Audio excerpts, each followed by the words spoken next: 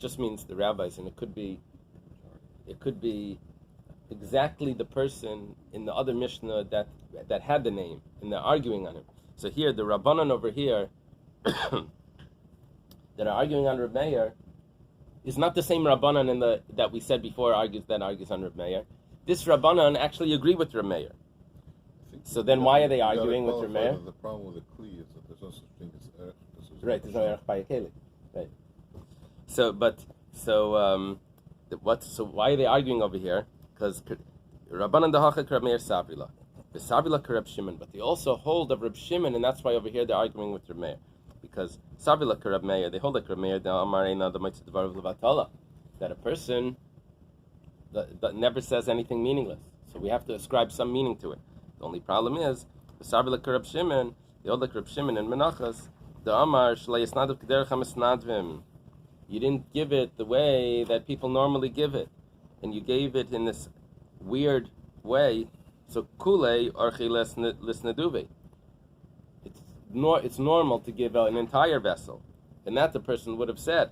And if he would have said a whole vessel, then yes, they would agree with Reb Meir that he has to pay the value, even though there's no such thing as Erech.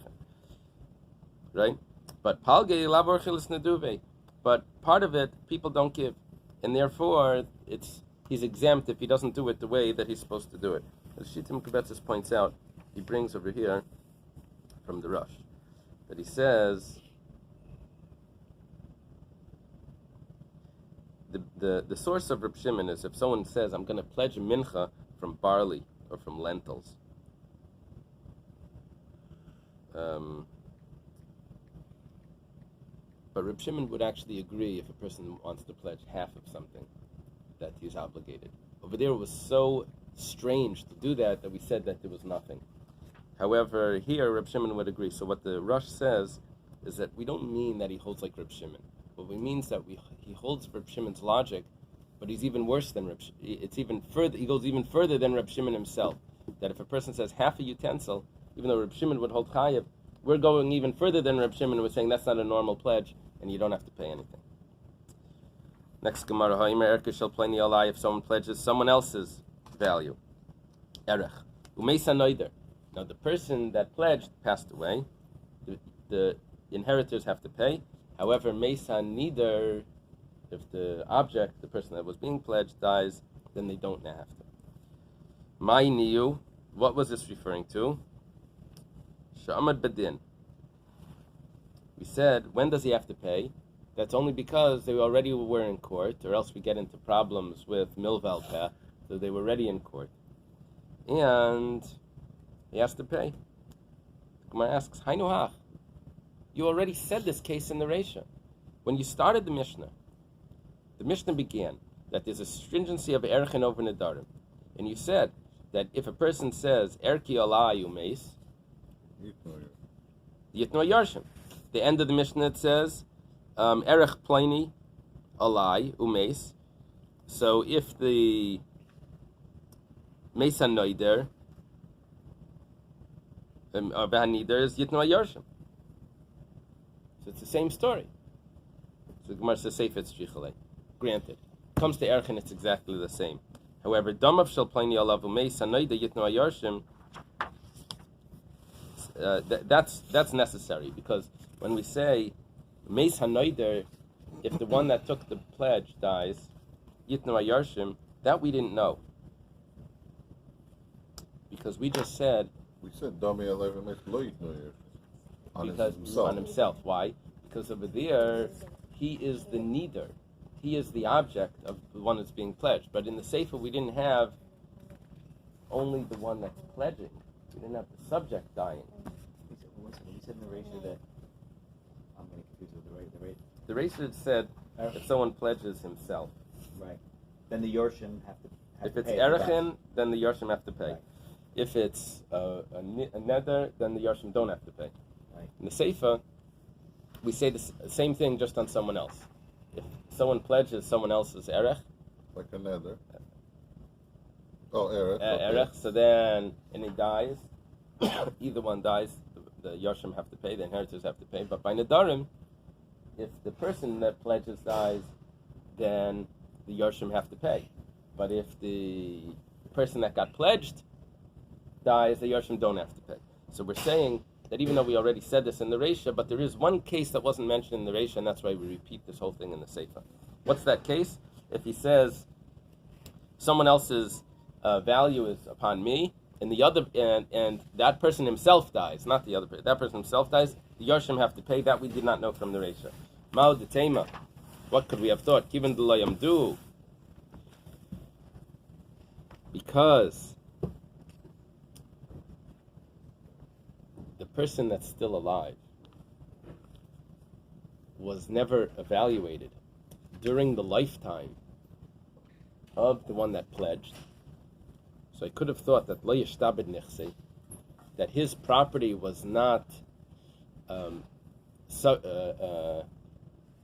what's the word? It's not The plenty wasn't pledged. Well, but How here much we're you're saying, pledging? here what we're saying is the owner, the person that took the pledge, dies.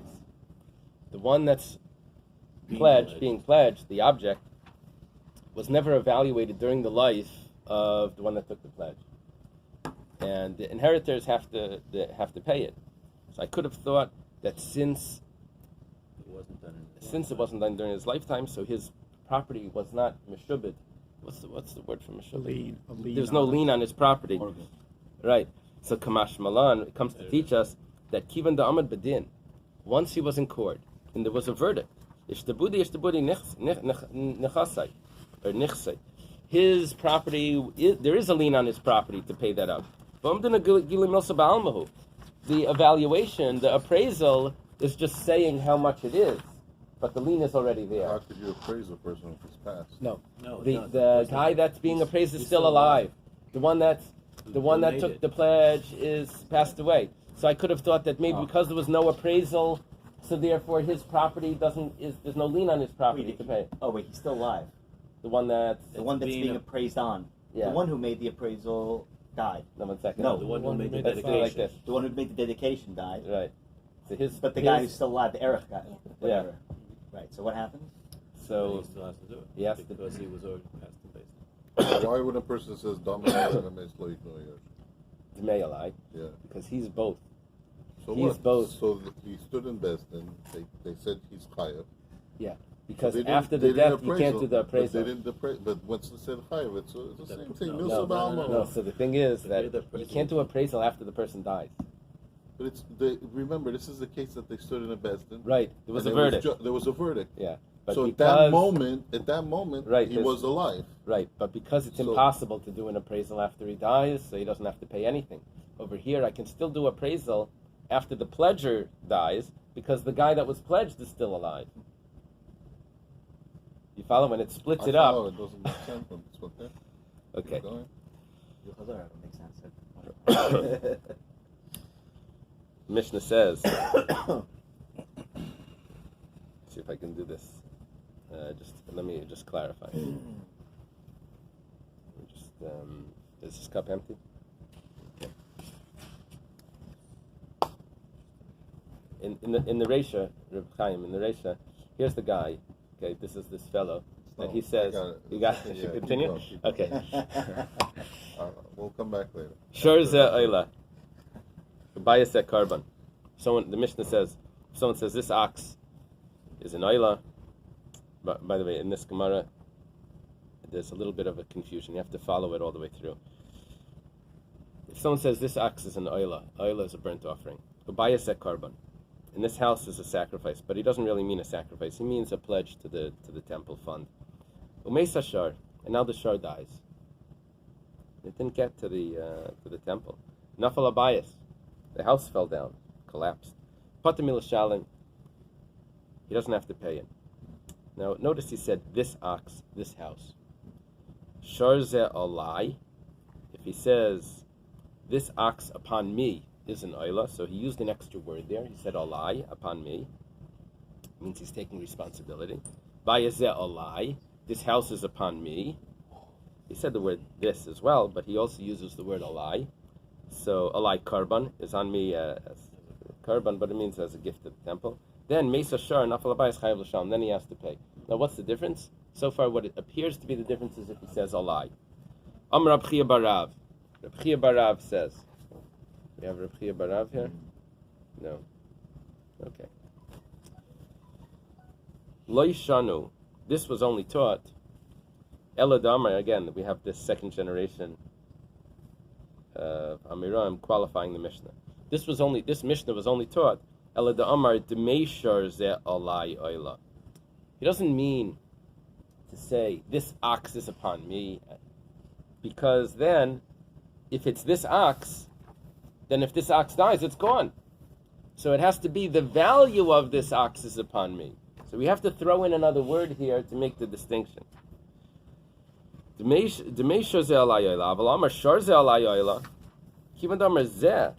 he says the word this, umeis, and then it dies, he's not responsible. The word alai, this ox is upon me, what he means to say alai is not that he's taking responsibility. He's only taking responsibility to bring this ox if it still exists. But if this ox doesn't exist, then he doesn't have to bring it. It's not here. So alai is not enough. Alai could mean, if you don't say demay, if you don't say the value of this, then it just means that he's taking responsibility to walk it up there, but not that he's taking the financial responsibility. Are they arguing with the... No, he's qualifying the Mishnah. Meisvei, the Gemara has a question. Shor ze oila. This ox is an oila. Someone says that. So hashar hektish and mailam bay. The ox becomes hektish, and if someone uses it for personal use, he violates the prohibition of meila. Has to bring a sacrifice. If it's b'shaygig, misa b'dei shemayim. If it's b'mezid, all the laws, the strict laws of meila. Meisei nignav. Let's say it gets stolen, or it dies. Einachai bachri said there's no responsibility. Okay. Like we said in the Mishnah also. He said zeh, this one. If there's no this one, he's not responsible. There's no more restrict, as he's giving it to... Okay, whatever. Let's see the next case. Yeah. Shor ze alai oila. This ox is upon me. He uses the word upon me as oila. Hashar hektish u'mailam by. Obviously, it's hektish, and there's meila there. Say demay or not? Doesn't seem like it. Right. That's the critical question. May say nignav. If it dies or if it gets stolen, chayav bachri is responsible. This is a question because over here he didn't say demay. It's a question on Reb Chia Barav. Reb Chia Barav says it only applies if he says demay. The Gemara asks on the question, mi alima mi masnisin. Is the Brisa more strict than the Mishnah? Is it stronger than the Mishnah? What did we do with the Mishnah? The Mishnah didn't say anything clearly about demay, and we said it means demay. Do kimna de kamar demay. So hachinami de kamar demay. What, we can only edit the Mishnah, we can't edit the Brisa. We threw an extra word into the Mishnah. The Brisa will do the same. It means that he's meant to say the value. The Gemara says, no, you can't do that to the Brisa, because the Brisa has an extension to it. It has an extra part of the Brisa, which we didn't teach yet. We're about to read it. But when you look at the second part of the Brisa, it's very clear that you can't edit the first part of the Brisa. V'mi the Sefer de Kamer Demei, because when you look at the Sefer of the Brisa, it says the word Demei, Reisha de Kamer Demei. So the Reisha cannot be referring to Demei, the value of. Let's take a look at the Sefer. The Ktani Sefer, it says in the Sefer, Demei Shar Oila, the value of this ox is a Oila, Hashar Chulin Vein Mailam Bay. The ox is mundane. The ox is mundane. And there's no Me'ila there. Because he never pledged the ox. He only pledged the value of the ox. Meisei Nignav, if the ox gets stolen, Eina Chayav Bachrizi is not responsible. Aval Chayav Bachrayas Damav. But you're responsible for the value. In other words, I guess, if there was money there. Okay. Now, the problem here is that we just lost our answer for the beginning of for the Reisha. The Reisha, we said that he's responsible if it dies, even though he didn't say Demei. And we wanted to say, oh, well, throw the word Demei in there, and he said Demei. But now we see that you can't answer that. So we have a problem here. We have a Kasha and Reb Chia Barav. The Gemara answers, Reisha v'Seifa de Kamar Demei. They're both referring to Demei. He says the value of. Reisha de Amar Yakdish Hashar L'Damav. In the Reisha, he said that he's consecrating the ox for its value. The Sefer de Ka'amar L'Kashiyavoyu Damav Yikadshu. The Sefer is when it gets its value, which means when I sell it, that money is going to be consecrated. People do this all the time. They make pledges like, if I sell that house, if I sell that boat, I'll give to tzedakah, right? Yeah. They do it like Isn't that encouraged? Yeah, it could It's be. encouraged. It could be, but there's nothing takes effect until it actually happens. Here, he's taking the pledge on it already now that its value is already pledged. So the problem here is, what we're saying is like this, that in the Reisha, he actually pledged the value of it right here. And therefore, he's responsible. The Seifa is he's pledging when it's going to sell, that money is going to be consecrated. The Gemara asks, you can't pledge, you can't consecrate something that doesn't exist. There is no value, right? Remember that in Hamaftik? Amar Rav Yudah Marav says, Hamani Reb Meir, this is the opinion of Reb Meir, exactly like that Gemara there. The Amar, Adam Maknish Davar Shlei Baloilam. Over there the word was Makna. Here it's Maknish. So, Reb Chibara was going to say something according to Reb Meir, who's not, is the halacha according to Reb that's an Meir? interesting point. Why several generations down when we already know the halacha? So let's do it like why this. Why would he go say the whole thing? Right. But there's a way out of it. No, there's a way out of it. The way out is like this. Reb Chia Barav is explaining the Mishnah. That the Mishnah is referring to Demei. I have a kasha on the Mishnah on Reb Chia Barav from a Brisa. That the Brisa seems to say that you can get away with this, that it's the same halacha without Demei. So how am I going to answer? No, so how do I answer the Brisa? The Brisa is, because the Brisa I can't answer it with that the word Demei is in there, because I have the Seifa. So we answered the Brisa by saying that the Brisa is Reb Meir. I don't know if Reb Chia Barav needs to be following Reb Meir in the Mishnah. You can say, I don't know if Reb Chia Barav needs to say the halach like Reb Meir. You can say that the Brisa is the opinion of Reb Meir. This is the same Reb Chia Barav with Rav Huna and Shmuel.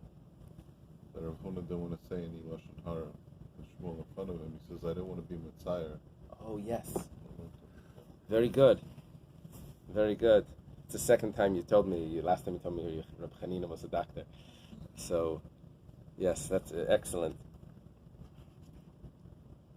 Remember that? They were sitting together. He said he didn't want to say something bad about the student about a descendant of Rab, right? Yeah. He was mitzar him. All right, that was this week's right? Yeah. Okay.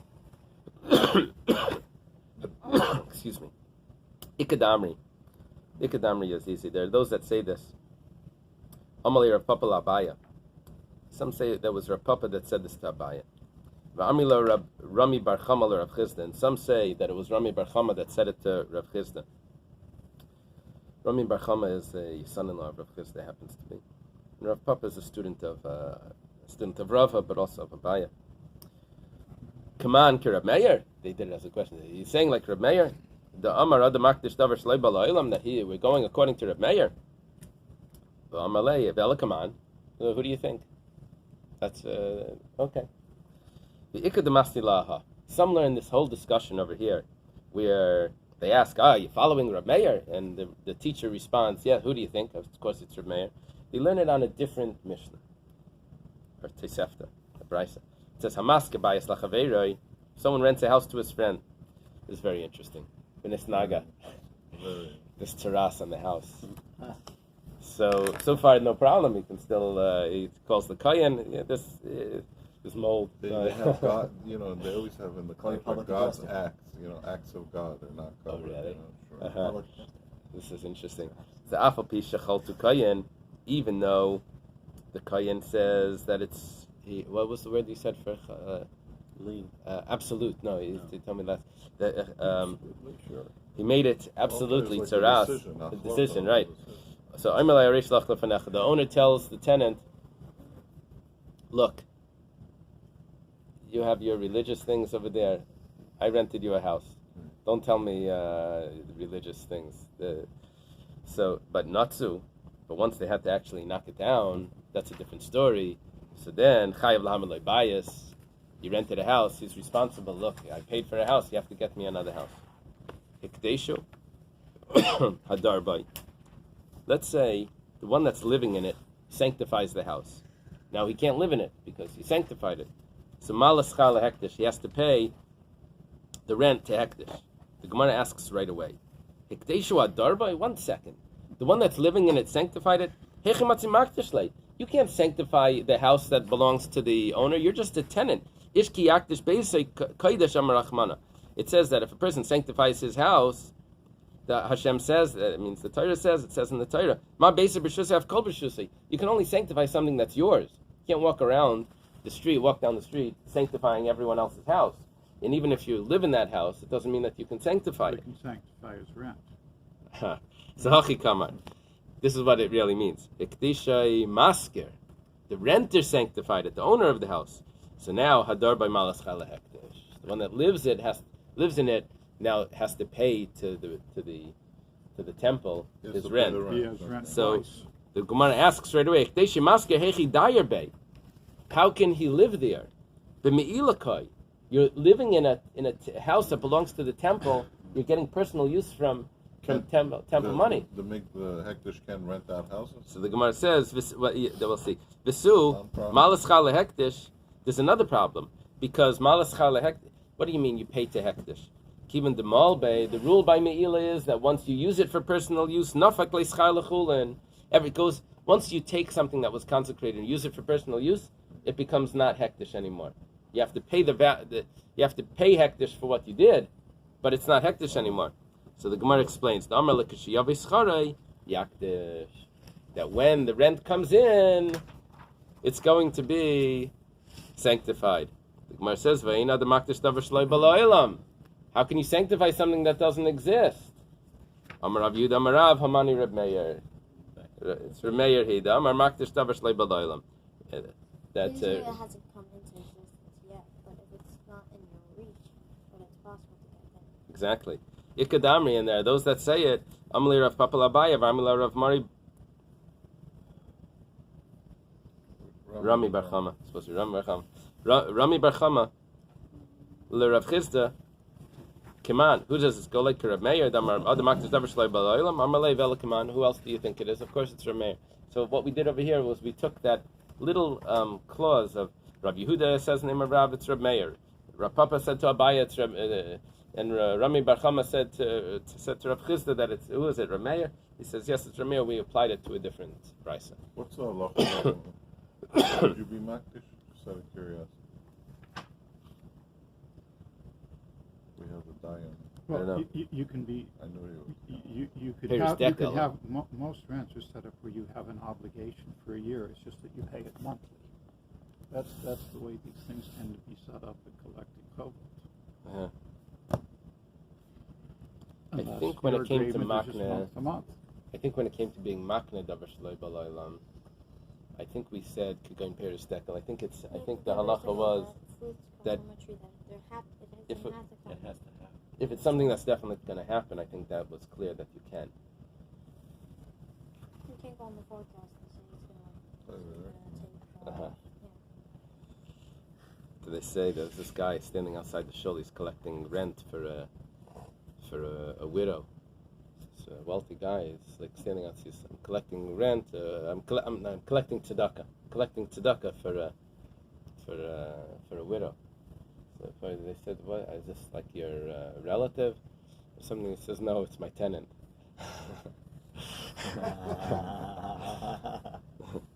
Okay.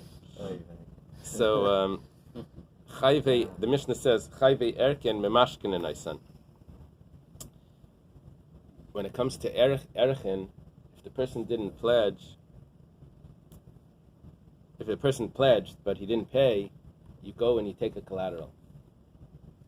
And what we're going to learn over here is that there are certain things that you don't need to take a collateral for because people want to give it.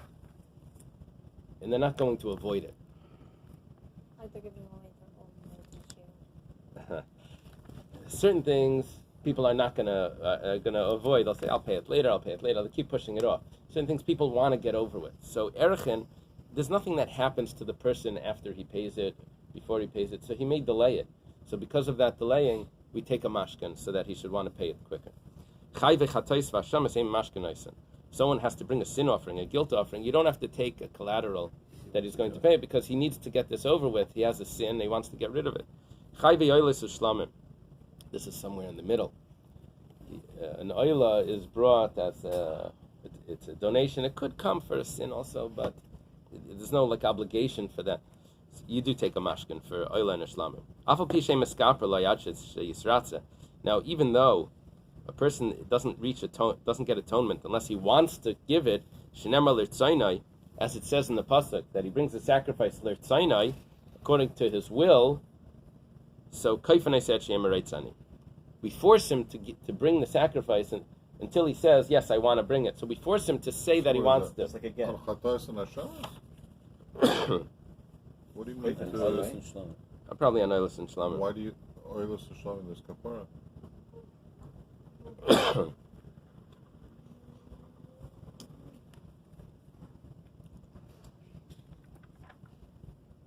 No, where's Chata and Asham as well?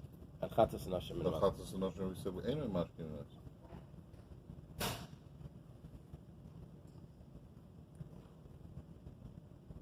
I don't know. Maybe the Gemara. I don't know. The same thing as Begiti Nashim is what everyone's familiar with. By a get, Kaifan I said Shem writes on a person can't give a get against his will. So we force him to give the get willingly. We force him until he says, I want to. Oh. Make him want. Yeah.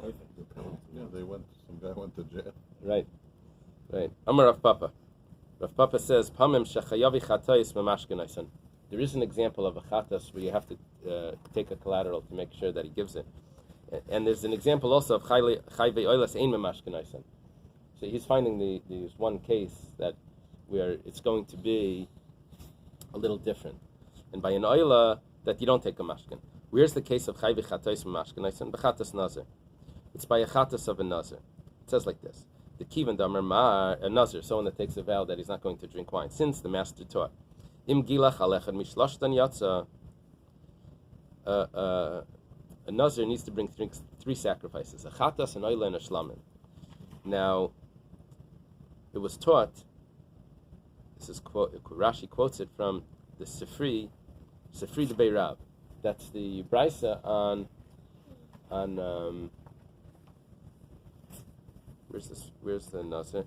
In Bamidbar and Dvarim, in the Sifri. He quotes it from the Sifri that it says over there that after one act, it says Va'achar Yishta Nazir Yayin, and afterwards the Nazir can drink the wine. That means he doesn't need to bring all the sacrifices. Even one of those sacrifices he can already start his drinking. So the Im Nizrak alav Echad min adamim, if one of those sacrifices the blood was sprinkled, Hutar Nazir lishtis yayin olatami lemesim, the Nazir can already drink his wine and go into a cemetery. Pasha ba b'lay maisi. So the problem is that once he does his first karban, he's going to say, I'm done already. And the rest will just delay indefinitely. So for those, that's the time when you'll have to take a mashkin, because everything is, they leave like the last payments for certain things. People do work. You hold on to the last payments because or else they won't finish them. You pay them before the end. Chayve oilas. What's Rav Papa's case of an oila where you don't take a mashkin? Ein me mashkinaisan ba'oilas yiledas. A woman gives birth. She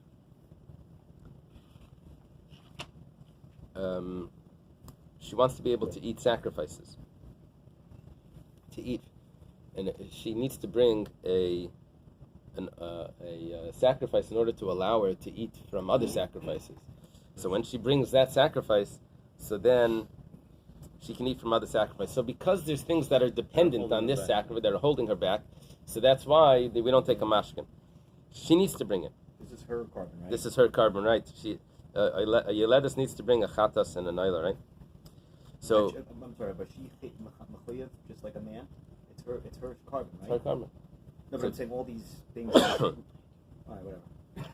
The Gemara says, "My niu de aktamikra what is it that the pasuk said it first, and therefore that the oila is ma'akev her from eating, because it says first an oila, then she brings a chatas. It says keves ben shnase la'oila, and then it continues with the chatas.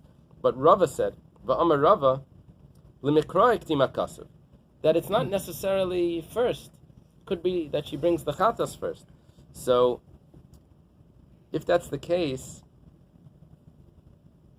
so how do we know she's going to bring it? We usually by an oila you take a mashkin. If they're delaying it, you can come and say, we don't know if you're going to bring it, give us a collateral, we'll give it back to you when you bring the sacrifice. So, we said one case where an oila, you don't have to take a mashkin because she needs to bring it, because she needs to eat sacrifice. But the truth is that that's not so, because she could really bring the chatas first and she could eat sacrifices. And she doesn't need to bring the oila to eat sacrifices, so there really should be a mashkin there. So the Gemara says, Ela ba'ilas mitzayra. Talking about the oila of mitzayra. Mitzayra needs to bring an oila, a chatas, and an asham. Over there, the Tanya, Rabbi Shmuel, B'nai Shul, usually it's Rabbi Yochanan ben Breita. What is the vag? Rabbi Yochanan ben Breita.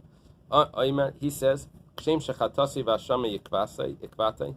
Just like the chatas in the asham, they hold him back from, what does it mean, ikvatei? From coming into the camp? Or it means from eating sacrifices, probably. So kachelasi ikvatei. Also, the oila holds him back from eating the sacrifice, and therefore that's a case where you don't need to take a mashkin for an oila.